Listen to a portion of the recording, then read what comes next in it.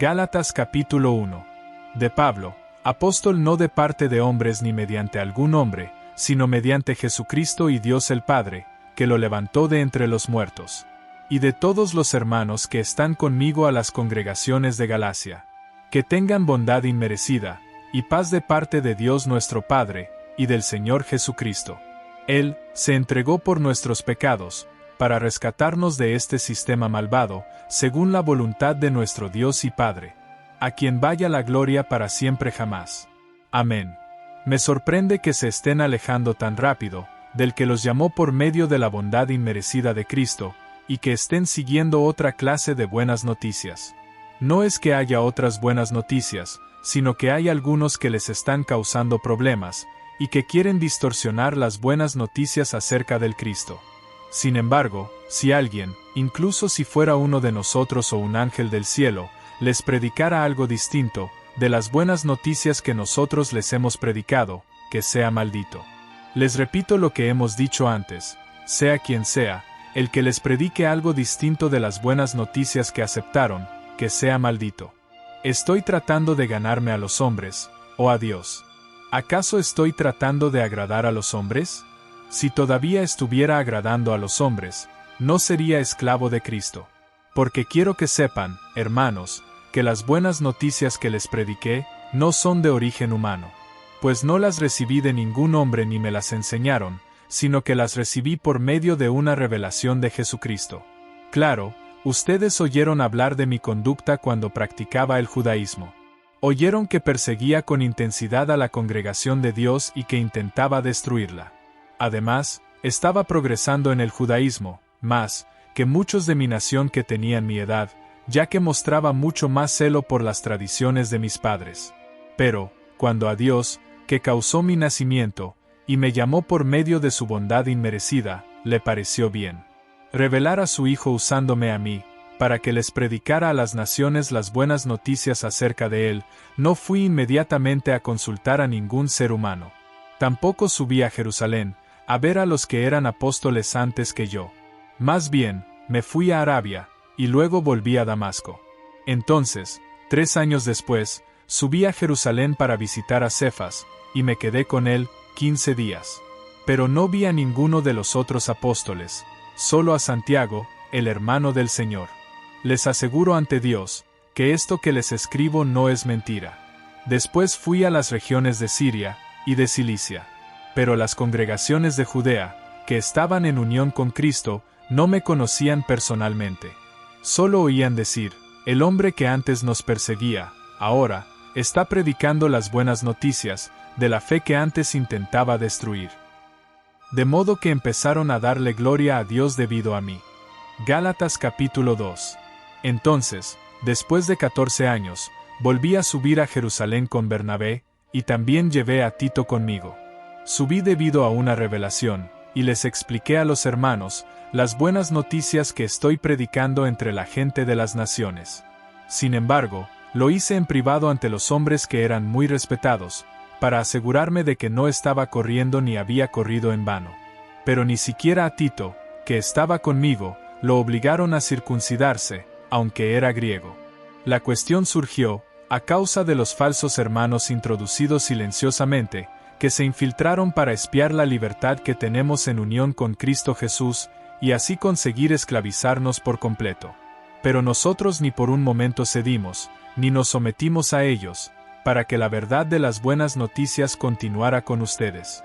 Y, en cuanto a los hombres considerados importantes, no me importa lo que hayan sido, porque Dios no se deja llevar por las apariencias.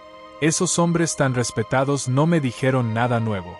Al contrario, vieron que se me había encargado darles las buenas noticias a los incircuncisos, tal como a Pedro se le había encargado dárselas a los circuncisos.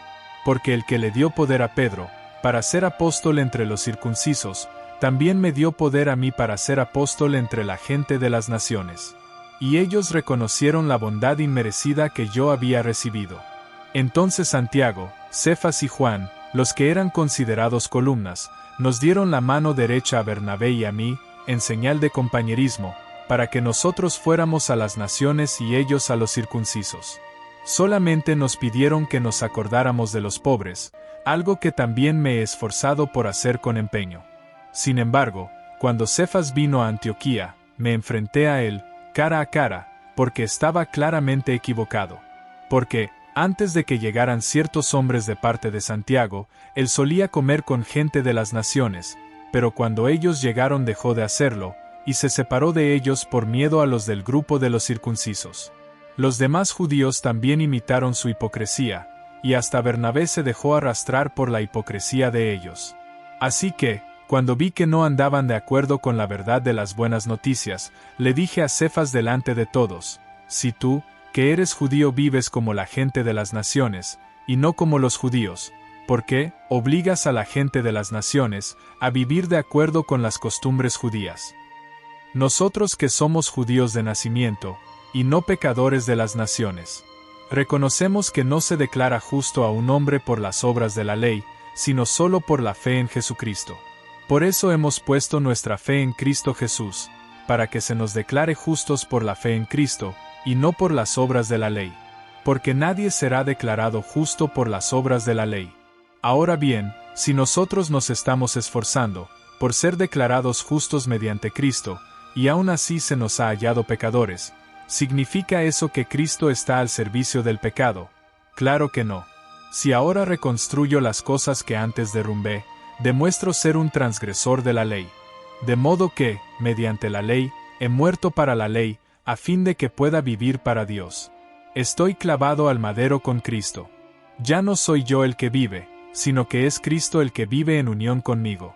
Así es, la vida que ahora vivo en este cuerpo, la vivo por la fe en el Hijo de Dios, quien me amó, y se entregó por mí.